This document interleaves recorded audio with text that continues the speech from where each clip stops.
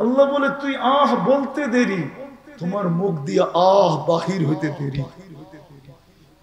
আমি রেজার চাদর দিয়া তোমাকে ডাকতে দেরি করি না, মাগফিরাতে ডুবাইতে দেরি করি না, ছুটা এসা তোমার পেটে হাত দিয়া সান্ত্বনা দিতে দেরি করি না। যে চিন্তার কোনো কারণ নাই, তোমার গুনাহ খাতা মাফ করে দিলাম, তোমার জন্যই তো আমি আসিসুল গফফার। কিন্তু আফসোস তো এইখানেই, এই উম্মত তো সারা দিনেও একবার তওবা করতে চায় না, নামাজ তো পড়ে না, তারপরও টিকা আসি তো টিকা আসি কি করে? আল্লাহ বাঁচাইছেন তো বাঁচাইতেছেন তো কি করে? তো যেটা বুঝাইতেছিলাম, ফুল ফুটা ব্যতীত আকর্ষণের পাত্র হয় না। মানুষও যত শুধু মানুষ হিসাবে জন্ম নিলে আকর্ষণের পাত্র হয় না, যতক্ষণ পর্যন্ত সে নিজেকে মানুষের মতো মানুষ না বানাবে। আজকে যে অবস্থা আমার সমাজের, হায় হায় হায়, কেননা মাদক ছুঁইলেও যৌবন চলে যায়, ছুঁইলে, শুধু ছুঁইলে, এরকম ছুঁইলে। বিশ্বাস হয় না? চ্যালেঞ্জ আমার সাথে, যারা মাদক নাড়াচাড়া করে ওদের স্বাভাবিক যৌবন নেই। যে বক্ষণ করে তার তো নাই, যে বহন করে ওরও স্বাভাবিক যৌবন নাই, চ্যালেঞ্জ। আর যে মাদক বিক্রি করে ওরও নাই, যে মাদক সাপ্লাই দেয় ওরও নাই, স্বাভাবিক যৌবন নেই। আমি চ্যালেঞ্জ দিয়া বলবো, ডাক্তার নিয়ে যায়, যারা মাদক ঢুকায় দেশে ওদের একটারও স্বাভাবিক যৌবন নেই। কেন? এটার উপরে 100% লানত। আর সিস্টেম এটাই, যেটার উপরে লানত থাকবে ওটা ছুঁইলেও ক্রিয়া হবে। আমি একটা হাদিস দিয়ে প্রমাণ দিতেছি, ওলামা আমার সাথে একমত হবে। যখন আরাফার থেকে পায়দল মুজদালিফায় আসতে থাকে মাগরিবের পরে, তো একটা জায়গা পড়ে, এটাকে ওয়াদিয়ে মুহাসসার বলে, আমাদের কিতাবে আছে। আল্লাহর রাসূল সাহাবাদেরকে বলছিলেন, এতটুক জায়গা তোমরা দ্রুত পার হয়ে যাবে। বলছি ইয়া রাসূলুল্লাহ কেন? বলছিল এক সময় এখানে আযাব আসছিল। বলছে সেটা তো 100 বছর আগে, আরো বেশি আগে। বলছে দ্রুত পার হবে, নাইলে ওই আযাবের ক্রিয়া তোমাদের গায়েও লাগতে পারে। এটাই প্রমাণ করে যেই জিনিসের উপরে আল্লাহর লানত, ওটা ছুঁইলেও ক্রিয়া হবে, ক্রিয়া। নাইলে আমার সমাজ এরকম হবে কেন? যুবক যৌবন হারায় ফেলতেছে। তো যেটা বুঝাইতেছিলাম, আমি কথাকে গুছায় নিয়ে আসতেছি, 11:15 বাজতে চলছে, লম্বা করব না। এই জন্য বলতেছিলাম মেরে দোস্ত, ফুল যতক্ষণ পর্যন্ত না ফোটে তত মতো আকর্ষণের পাত্র হয় না। মানুষ মানুষ হিসাবে জন্ম নিলেই আল্লাহর কাছে আকর্ষণের পাত্র হবে না, যতক্ষণ পর্যন্ত সে নিজেকে মানুষের মতো মানুষ না বানাবে, যুবক যুবকের মতো যুবক না বানাবে, নারী নারীর মতো নারী না বানাবে, পুরুষ পুরুষের মতো পুরুষ না বানাবে, ধনী ধনীর মতো নিজেকে না বানাবে, যতক্ষণ পর্যন্ত নিজেকে না বানাবে, না ফুটাবে, ততক্ষণ পর্যন্ত আল্লাহ রসুলের কাছে আকর্ষণের পাত্র হবে না। সারা দুনিয়া আকর্ষণের পাত্র হইলেও কিছু আসে যায় না। কতক্ষণ? বিশ্ব সুন্দরী যখন 1 বৎসর হওয়া যায়, 2য় বৎসর হওয়া যায় না, 1 বৎসরে যখন রূপ খোসা পড়া যায়, তাহলে বাকি আর কতক্ষণ থাকবে? বিশ্ব সুন্দরী তো 2য় বৎসর হওয়া যায় না, দুনিয়ার কোন জিনিস কতদিন থাকবে? এই জন্যই মনে হয় কোন বাড়িতে মৃত্যু হইলে 4টা সম্বোধন আসে। কয়টা? ফেরেশতা এক এক রকম কথা বলে। প্রথম ফেরেশতা বলে ইনকাতাতিল আজাল ওয়ানকাতাতিল আমাল, এই ব্যক্তির বয়স শেষ, আশা শেষ। তোমাদের কান্না বেকার, কোনো কাজ হবে না কাদার দ্বারা। দ্বিতীয় ফেরেশতা বলে সালাল ইশতিগাল, এই ব্যক্তির ব্যস্ততা শেষ, আর কোনোদিন কেউ একে ব্যস্ত দেখবে না, বা বলারও সুযোগ হবে না। এখন আমরা কি বলি, কি বলি? ব্যস্ত, ঠিক না? কি বলি?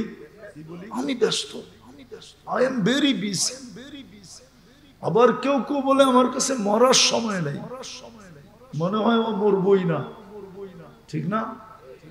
কি বলে না, বলে না? তো দ্বিতীয় ফেরেশতা বলবে সালাল ইশতিগাল, ব্যস্ততা শেষ, বাকিয়াল ওয়াবাল, সব গাঠি তোমার সামনে।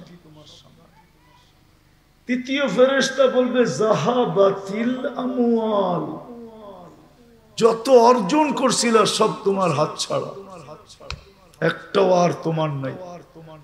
বাকিয়াতিল আমাল, আমল তোমার সাথে আছে। খায়রা ফা খায়রা, ভালো তো ভালো, শাররা ফা শাররা, খারাপ হলে খারাপ। ভালোরও অন্ত নাই, খারাপেরও অন্ত নাই। এখন খোলারও সময় নাই, শুধু এতটুক শুনে রাখেন, ভালো যদি হয় না, কবরের তিনটা কথা শুনে রাখেন। কবর বলবে, লাশ যখন কবরের পাশে যাবে তো কবর সেলুট দিবে আর বলবে ইদান উহাব্বিলু লাকা বাতনি খাতরা, তোকে রাখতে দেরি, আমার পেট সবুজ শ্যামল হইতে দেরি হবে না। ওয়া ইউহাব্বিল জিসমাকা নূরা, তো শরীর নুরানি হইতে দেরি হবে না। ওয়া ইয়াসআদ রূহুকা ইলাল্লাহ, তো রূহ আল্লাহর সান্নিধ্যে চলে যাবে। তারাল জান্নাতা গুদুওয়া ওয়া আশিয়া, তুই সকালে জান্নাত দেখবি, বিকালে জান্নাত দেখবি, যদি ভালো হয়। আর খারাপ হলে ওটা বর্ণনা অতীত খারাপ হবে। তৃতীয় ফেরেশতা বলবে যাহাবাতিল আমওয়াল বাকিয়াতিল আমাল। চতুর্থ ফেরেশতা ধ্বনি দিতেছে, যেটা আমি বুঝাইতে চাইতেছি, তুবা লিমান কানা মাতআমুহু মিনাল হালাল, সুসংবাদ ওই ব্যক্তির জন্য যে হালাল ভক্ষণ করলো।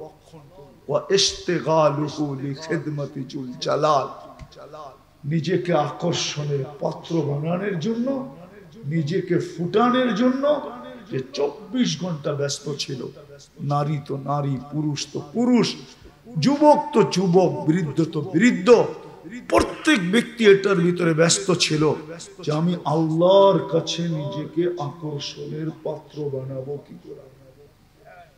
কিন্তু আফসোস, এই উম্মতের জন্য তো সহজ ছিল, ছিল তো সহজ, এই উম্মতের মতো সহজ কারোর জন্য ছিল না। আমি একটা হাদিস দিয়ে আপনাদেরকে বুঝাইতে চাইতেছি, এই উম্মত যদি চিন্তা করতে করতে এই সিদ্ধান্তে পৌঁছলো যে আমার চিন্তা দ্বারায়, আমার বিবেচনায়, আমার চিন্তায় দেখতেছি যে আমার দোজখ ছাড়া কোনো রাস্তা নাই।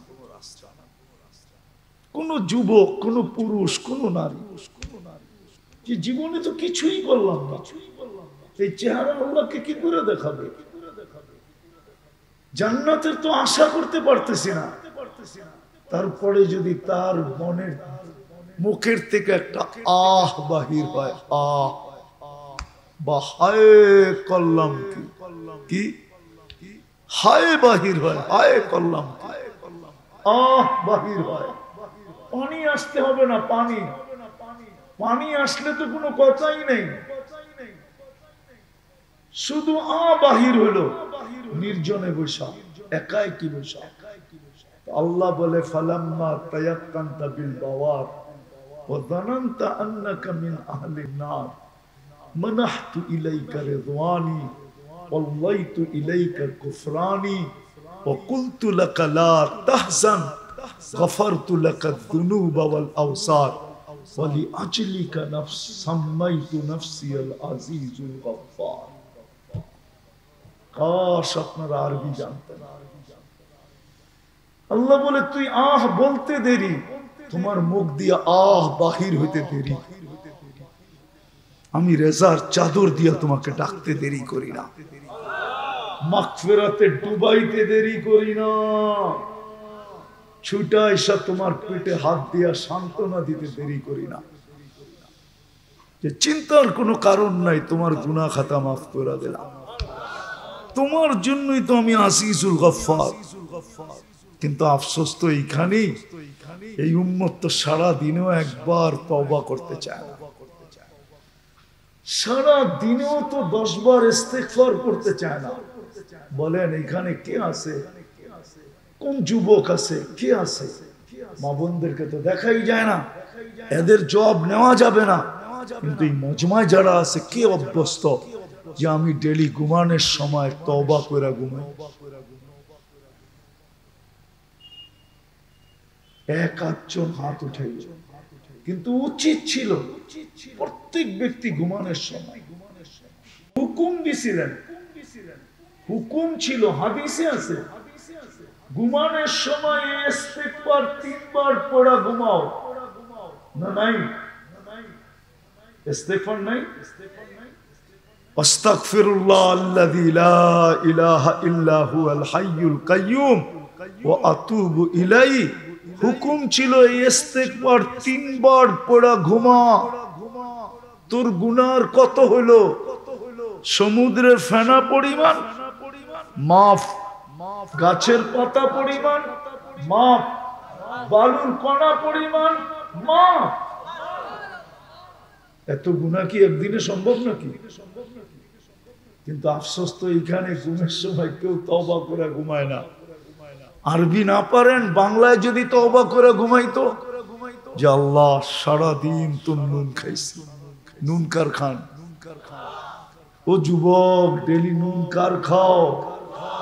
হ্যাঁ, তোমার যৌবনের যে এনার্জি, বলো এই এনার্জি বৃদ্ধের গায়ে আছে? হ্যাঁ, এটা কি নুন না?